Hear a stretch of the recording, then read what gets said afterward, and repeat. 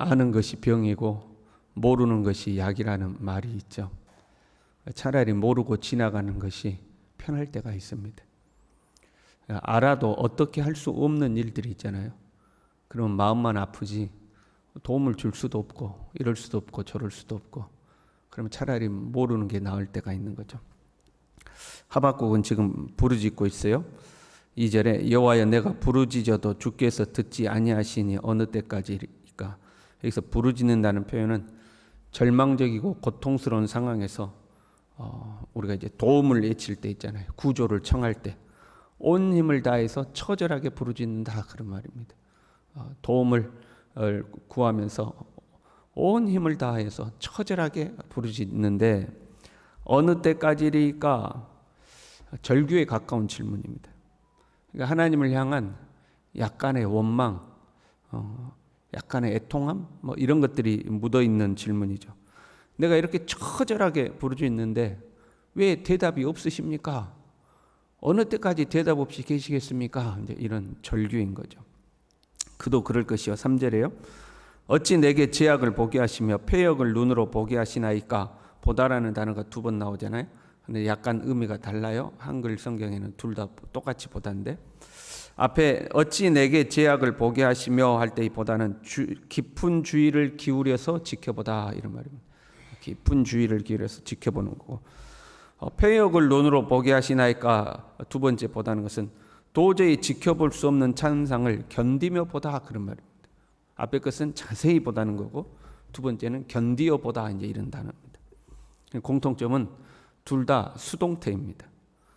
그러니까 이 선지자가 보고 싶어서 본 것이 아니라 하나님께서 그로 하여금 보게 하셨다는 의미입니다. 죄악을 안 보고 싶은데 마치 현미경을 들여다보듯이 자신의 눈에 자세히 보이는 겁니다. 나는 저런 거 안 보고 싶은데 보면 보이는 거예요. 잘못된 게 보이는 거예요. 하나님 앞에서 죄 짓고 있는 게 보이는 거예요. 안 보고 싶은데 보인다는 거예요. 그게 대충 보이는 게 아니고 자세히 보여버린다는 거예요. 딱 보면 그게 현미경으로 보듯이 그냥 자세히 보인다는 거예요. 보고 싶지 않은 참혹한 광경들인데 마음 아프고 괴롭고 분노가 일어날 수밖에 없는 그런 광경들이기 때문에, 그러면 고개를 돌려서 안 보면 되잖아요. 그런데 하나님이 그걸 계속 보게 하신다는 거예요. 참상들을. 나 차라리 눈을 감아버리고, 왜? 알아도 도와줄 수가 없으니까. 아는 게 병이고 모르는 게 약이니까 저 고통당하는 모습 내가 본다고 도와줄 수 있는 것도 아니고, 그러니까 고개를 돌리고 싶은데 하나님은 그걸 내가 참고 견디어 볼 수 있도록 계속 보게 하셨다, 이 말이죠. 죄악과 패역이라는 단어가 나오죠. 죄악은 말 그대로 죄악이며, 패역이라는 것은 고통, 고생살이, 그런 말입니다. 하나님께서 나로 하여금 죄악이 자세히 보도록 하셨고, 하나님께서 나로 하여금 고통과 고생살이를 참고 견디어 보도록 만드셨다는 것. 안 보고 싶은데.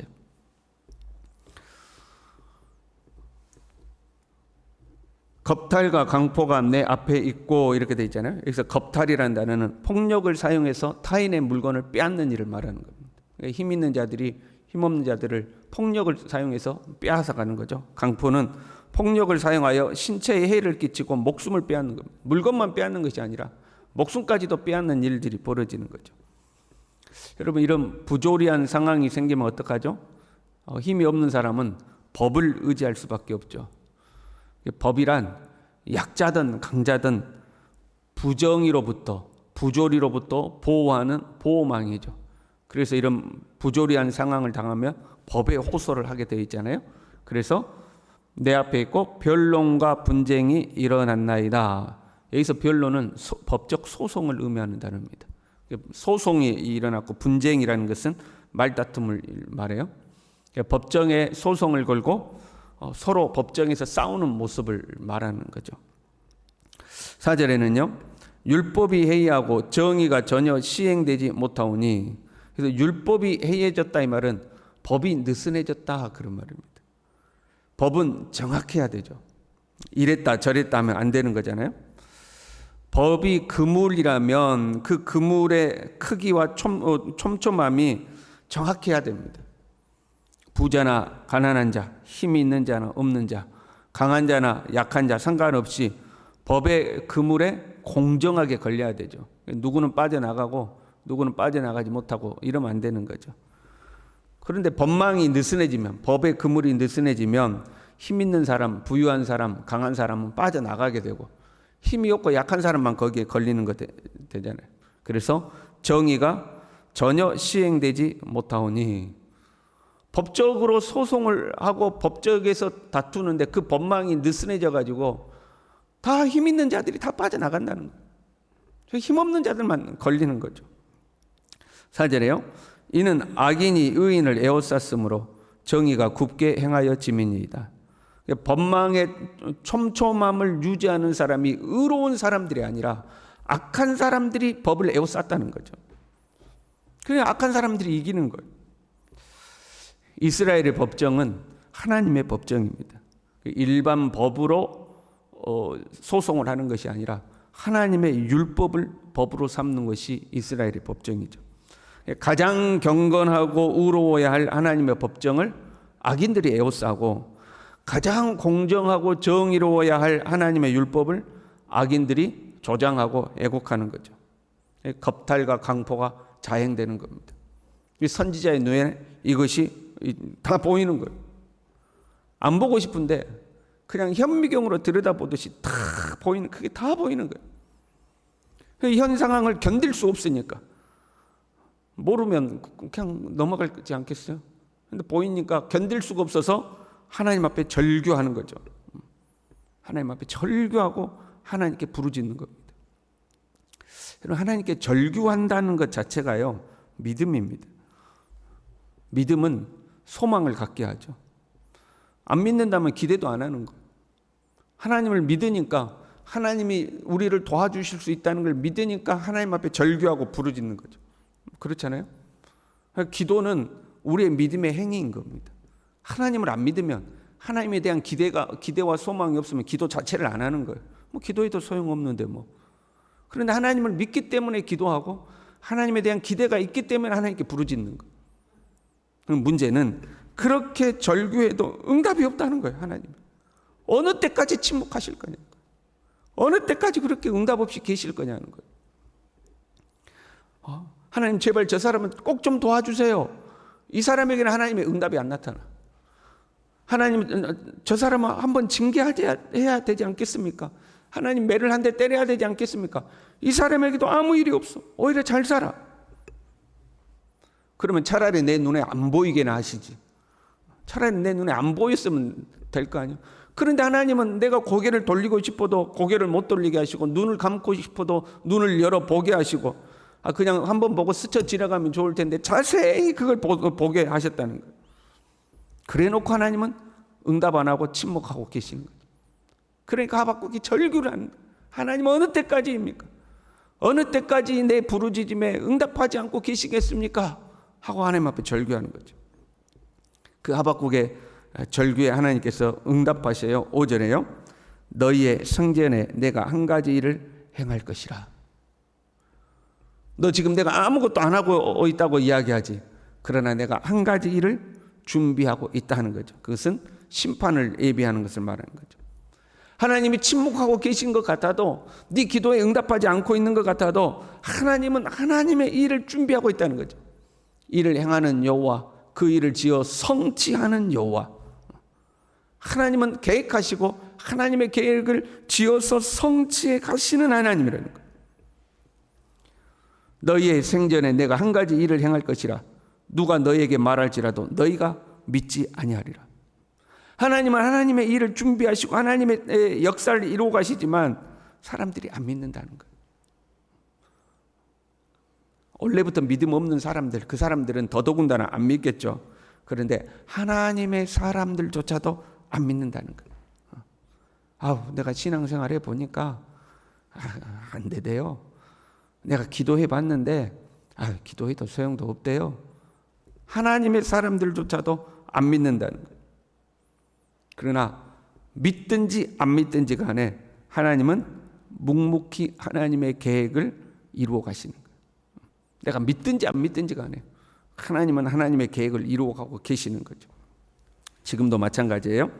하나님은 한 가지 일을 준비하고 계셔요.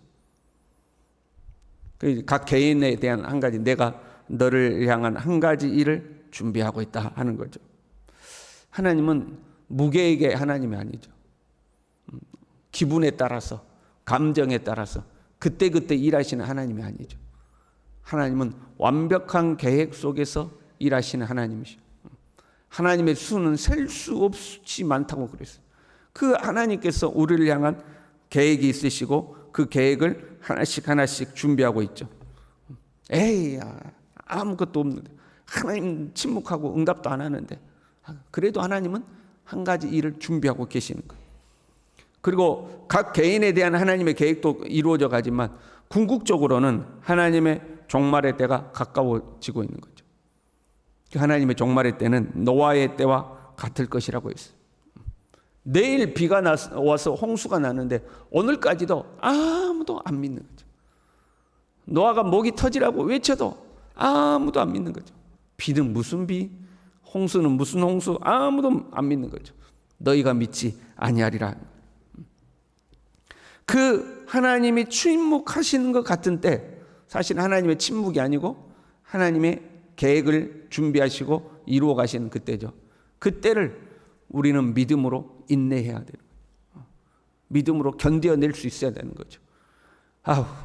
나도 교회 다녀보니까, 나도 신앙생활 해보니까 에이, 별거 없더라, 기도해도 별거 없더라 하고 세상의 큰 흐름에 휩쓸려 가버리는 것이 아니라, 하나님이 내 기도에 응답하지 않는 것 같은 그때를 믿음으로 견뎌내야 되는 거죠. 오늘날이 갈수록 이 신앙생활하기가 힘든 시대인 것 같아요. 특별히 코로나를 지나면서요, 불신자들은 교회를 아주 우습게 합니다. 여러분 그렇지 않습니까? 교회를 우습게 알죠. 신앙생활이라는 것을 우습게 알죠. 그리고 믿음의 사람들조차도 믿음의 자리를 많이 떠났어요. 신앙생활 제대로 하는 사람들만 바보같이 여겨지는 거예요.